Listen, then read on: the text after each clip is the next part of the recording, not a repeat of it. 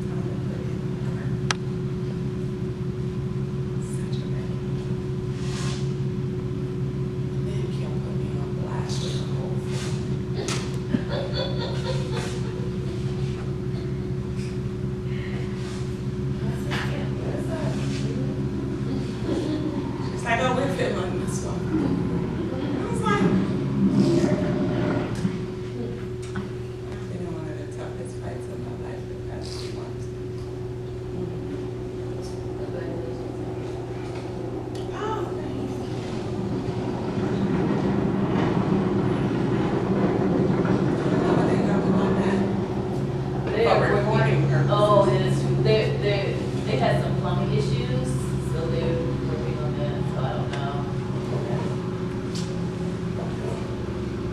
Okay, well, you guys can eat, but I'm going to go into prayer. Usher in.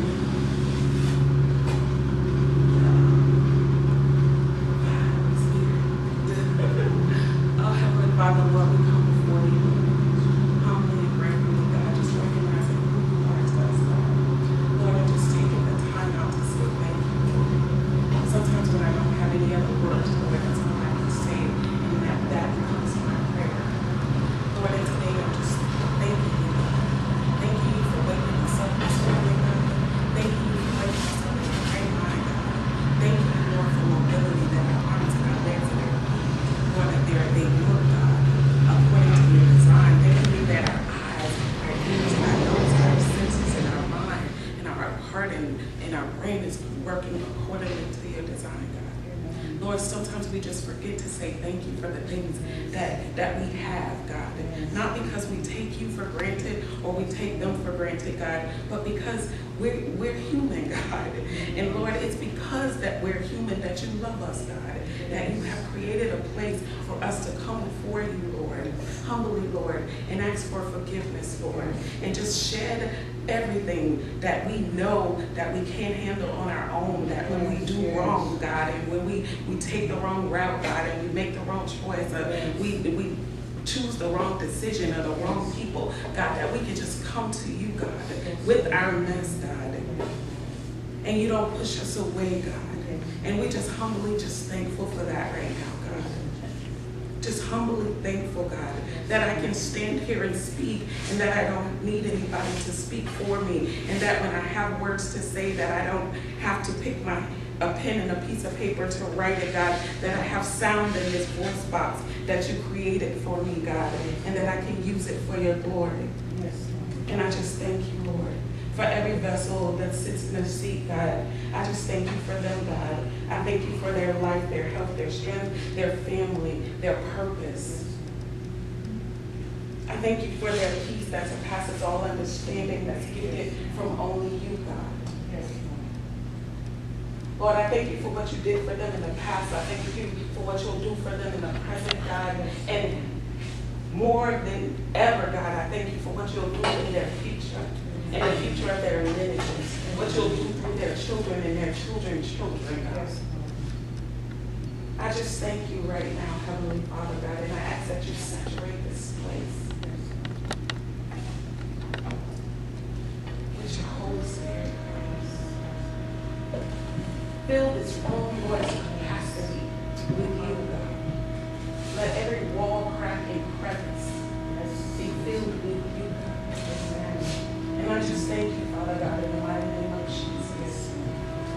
Let everyone who walks through this door walk out better than before. Yes. Let every area that needs to be loved, and let every area that needs to be healed, let every area that needs to be hugged, let every area that needs to feel you, God.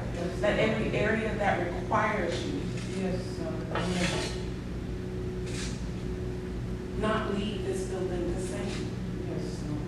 Lord, you know us. I don't have to know everyone that's in this room. I don't know their story, but if you know the strands and the number of strands on our head, that means that you know us better than we know ourselves. Yes. Even the pieces that they thought that they could hide and that was buried, God. I ask that you dust it away. Expose it, reveal it, heal it. And if it needs reviving, revive it. If it needs replacing, replace it. Because we know that you make all things new. And Lord, we're just going to give you the honor and the praise for an awesome event. Lord, we thank you for Kim as she travels, God, and her traveling mercies, God. Lord, thank you for entrusting me with the responsibility of filling in. Lord, I have to tell you thank you. That if you could lay me on the heart of a woman who has her purpose and this is her baby, and she entrusts me with a baby that you gifted her, God. Humbly say thank you, God. I ask that I decrease, Lord, and that you increase in this next hour, Lord, and let it be all unto you for your honor and your glory in Jesus' name. Amen. Amen. Amen. Thank you, Jesus. Thank you.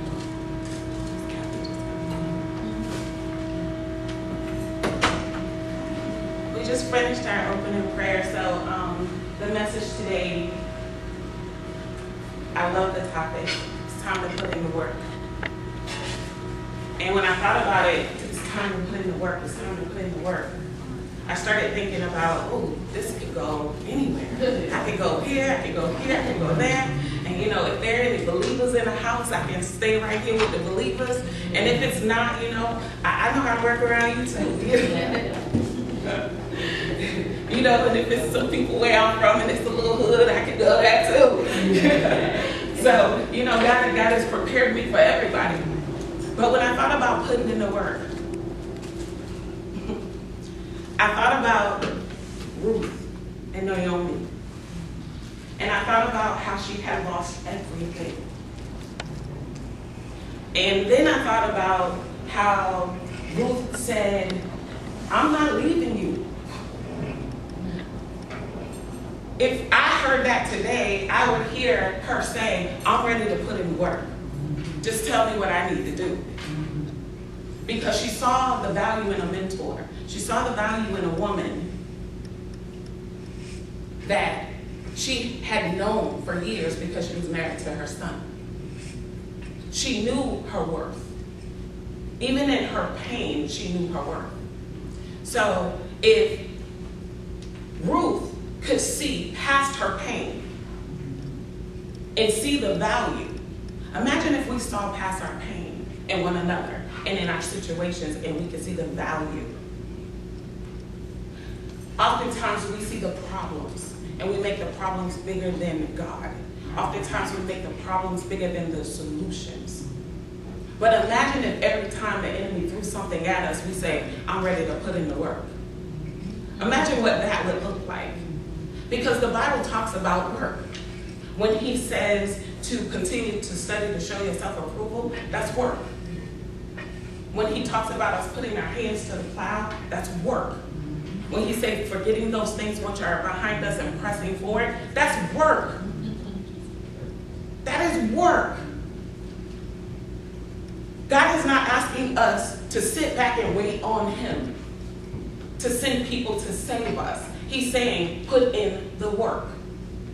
Put in the work. And then he tells us, I'm a rewarder of those who diligently seek after me. So if you're going to seek after him, what's that? Work. Work. Work. Then he tells us there's a time for everything. There's a time to sow. there's a time to reap. What is sowing? It's work. It's a time to do the work. God is so faithful. And when we look in our Bible and He's telling us to work. I remember I was listening to a sermon once and the pastor said, when we get to heaven, we have jobs. And I remember being froze, like, what? Hold up. I thought you said all pain was gone. I mean the work gone. That includes work. It's like, no, we have jobs. We have jobs when we get to heaven. And I'm like, oh man, what we doing? I thought we was gonna be free, just worship all day, just sit back, hang out. And He says, no, even when we get to heaven, there's gonna be work. He's on E, this guy who has, they call it like a medium, and he has these special powers. And he was like talking to the other side-ish. And he said that the little girl said that her job in heaven was to greet the new people. And I said, oh, so we do work. I was like, you do work. But God is constantly telling us to put in the work.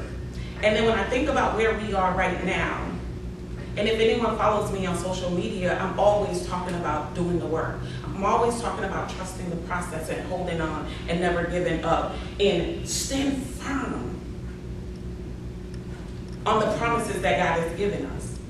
A lot of times life comes in and it, like a tsunami, like a tidal wave, and it starts to move us. It's hard to stand firm. It's hard to keep our balance. But even keeping your balance requires work. It requires work. So when Kim called me and she said, before I make the flyer, this is the topic, it's time to put in the work, I was like, okay, Lord, what am I going to tell these people when I'm in one of the biggest fights of my life? What am I going to tell people about putting in work? Because even through depression, I still have to work. Even though I'm home and the blinds are closed and the curtains are closed, I'm still putting in work because I'm saying, Lord, I've seen you bring me out of so many other things. I've seen you bring me out of homelessness. I've seen you bring me out of a pit. I've seen you bring me out of a circle of enemies, and I've seen you bring me out of fire. Do I not think that you're going to bring me out of this? The enemy wants me to curse you? Never. It still takes work. Every time we open our mouths, it's work to proclaim, to declare and decree what God has spoken over our life. That's work. It's work. Have you ever been in the middle of the sleep and then God wakes you up to pray? That's work. And you be like, man, you always waking me up. Man, you know I just went to sleep. Dear Heavenly Father, Lord, and you go into your prayers, it's just like what you want. But you don't know who life. Yeah. You don't know who life you're praying for. You don't know who He's going to put on your heart. We don't know. So our work is never in vain. And obedience is better than sacrifice. So what does it mean if obedience is better than sacrifice? That means right in front of obedience is what? Work. Work. So, in our own personal lives, now that we know the biblical principles of work and that God has called us to work, even when Moses was assigned to lead the children of Israel, it was work. Moses was like pouting and what you talking about? If I had to talk like Moses, I'd be like, hold up. Hold up. My mama been protecting me for years. I stutter a little bit. Like, what are you talking about?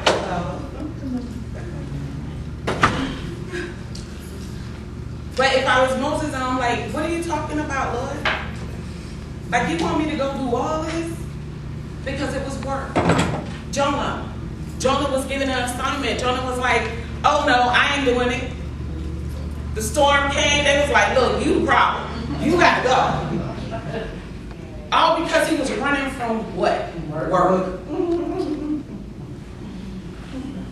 Jonah rather sit in the belly of a whale than to what? Work.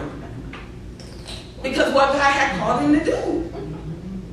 Joe, what you talking about? No, I'm gonna sit right here in this belly, this fish belly. I'm good. And I honestly believe Jonah was good. Because he was running from work. Sometimes God has called us to do some things that we're running from. And I'm saying that for a reason.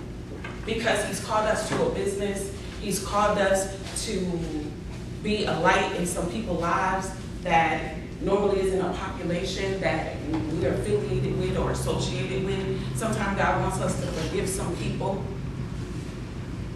and befriend some people. Keep loving on people who betrayed us and who hurt us, turned it back on us. Sometimes God just simply wants you to just sit and be still and know that he's God. For you to sit right here in this church knowing that it's something over here that you want, it takes work not to get up. It takes work. So the topic of it's time to put in the work. I'm like, Lord, how do I encourage your people to put in the work, to put forth the effort? When life can be so ugly at times. When life can serve you up something that make you frown like something stinks. And you sitting back, one, hello.